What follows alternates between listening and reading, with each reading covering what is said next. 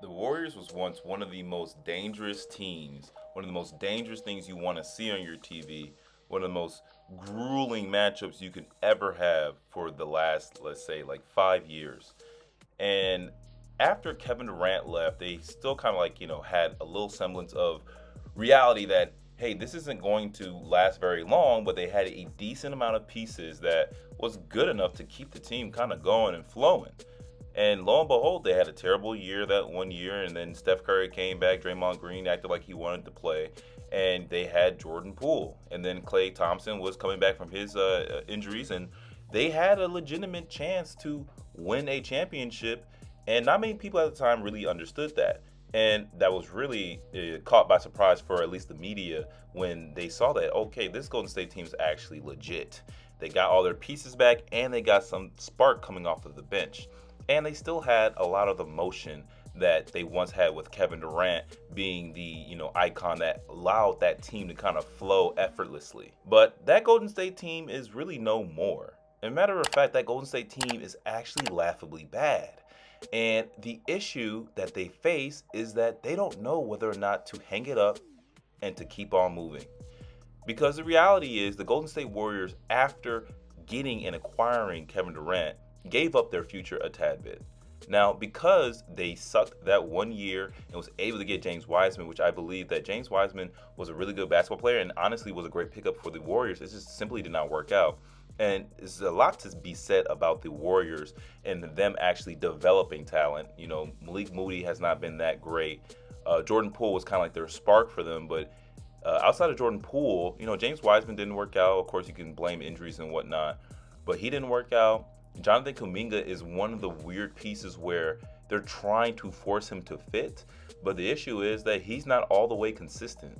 But I do give grace that he's a young player and that it actually takes time. Like I already said before, it takes around like 4 or 5 years to really mold into the player that you really want to be. But he's just really not there yet, and he's actually in talks for being a trade piece for the Warriors, which is a crime in my opinion, because Jonathan Kuminga deserves more. Jonathan Kuminga should not be in a situation where we're at the whims of people who are at the tail ends of their career trying to race to get that one last championship so they can tell everybody again, I told you so. But in the process of doing that and, having Bob Myers leave the organization, Bob Myers also saw the writing on the wall. And he mentioned this before, that he had no desire or no courage or bravery to kind of break up the dynasty team. Because as many fans hate to really hear this, it's actually best to break things up early than to break things up too late. Now, when things get broken up early, you make a big fuss about it. But this is what happens when you don't break it up early. The Golden State Warriors are in limbo right now. And honestly, I don't mind. This is something that, I'm being 100% honest with you guys. I like dynasties. I love seeing it. But they terrorized the league. They made the league and they made the NBA unfun to watch because the decks were slided in their hands so heavily that you only had LeBron and his group of misfits that he had to will to even get them in there for them to even have a chance. And then for the Western side, there was nobody outside of James Harden and the Houston Rockets that was able to even remotely get any close. And then after that one year, everybody said that if Chris Paul didn't get hurt, that he would have been the person that got them to the championship and most likely gave James Harden his first championship ring. The thing is, that didn't work out. He did get hurt. And the next year, it was way easier for the Golden State Warriors to dismantle their best rival at that time.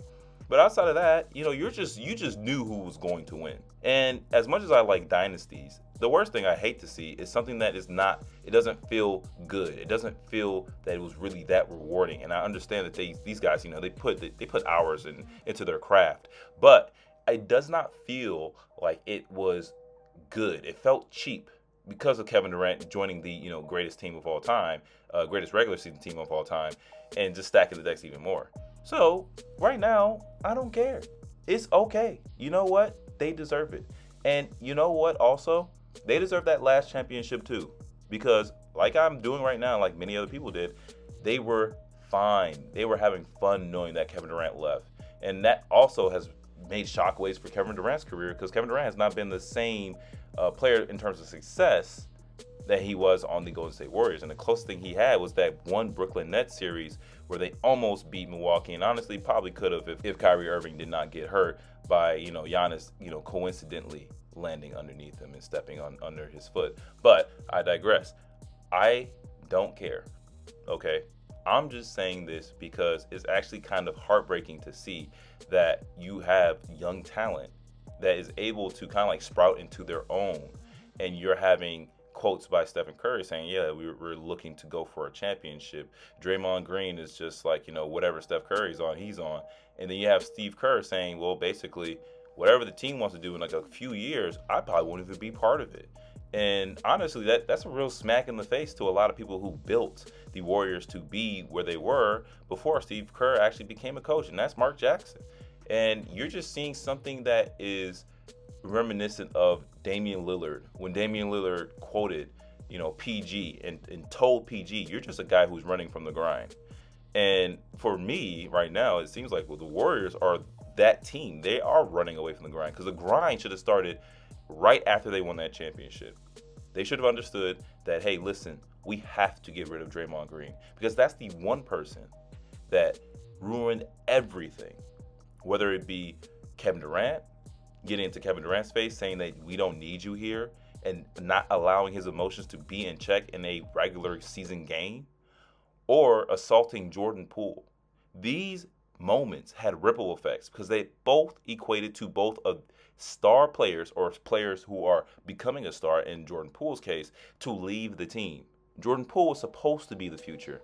Kevin Durant was supposed to stay there. Regardless of, the news cycle saying that Kevin Durant was jealous of Stephen Curry's success and how much the media attention looked at Stephen Curry versus him, it doesn't even matter when you're winning championships. But when you have the added pressure from your own teammates saying that we don't need you here because we won without you, you're like, okay, cool, keep continuing to win. And unfortunately, they did in terms of Kevin Durant, they did. So I guess that doesn't really help him. But what really hurts them the most was when Jordan Poole had to leave, because Jordan Poole was their future. Jordan Poole was the next, I wouldn't say Steph Curry, but the centerpiece of that organization. But you simply could not keep them because you have Draymond Green, Klay Thompson, and Stephen Curry, who you want to keep on that team and sway them that, hey, I prioritize you guys over Jordan Poole, especially when it comes to Draymond Green. And so Draymond Green just cut the team's legs from under them completely. Manhandled it because they had a situation where they could have gotten better. They could have traded away Draymond Green a long time ago, or Klay Thompson a long time ago, got more picks, got more young talent, so that they can be able to transform in a couple of years into an actual championship contending team again. I mean, just look at the Oklahoma City Thunder, with Shea. Basically, the Clippers just gave away an all-time great player, because Shea is that player right now. But look at all the other picks that they have. They have picks up until the end of this decade where there are high first-round picks. That is something that you don't do unless you wager selling off players and getting rid of players early enough. The same way that they got rid of Paul George and got Shea Gilgeous-Alexander. The same way they got rid of Westbrook and got a whole bunch of picks to get Chet Holmgren. Or the same way they got rid of Kevin Durant and was able to get picks from him and players from him and still be competitive. But they made the decision that, hey, we need to cut our costs and cut our losses now so that we can be an up-and-coming, exciting team that we can have, front page, box office type of games, and people will have to look at us. Now, it's up to the NBA to actually show them on national television games, but regardless, they are doing that. They are that team, the team that is that team to beat, basically. And that team is the one team that is the number one showstopper. Whenever you go against that team, you have to worry about everything that they have, whether it be Isaiah Hartenstein or Chet Holmgren when they come back in the paint, or when it comes to their guards and their forwards being able to basically just control the dynamic of the defense. And then, of course, you have to deal with their offensive game because Chet Holmgren is an outside shooter. He's able to play defense. Everybody on that team can shoot, and then you have Shea. But I say that all to say, you can only do that by wagering your future over what you have now. And the Golden State Warriors just simply did not do that. And I don't feel bad for them at all. This is something that they could have prevented. This is something that they could have stopped by simply getting rid of Draymond Green, while Draymond Green still had great trade value, which he probably does not have now. Now he'll just retire a Warrior, so, good for him. But this is on them. This is on them. And it's great to see. But what's also terrible to see is the amount of potential that they had to rebound. And that all stems from the failure, not only of Stephen Curry, Klay Thompson, Draymond Green, but as the Warriors organization as a whole.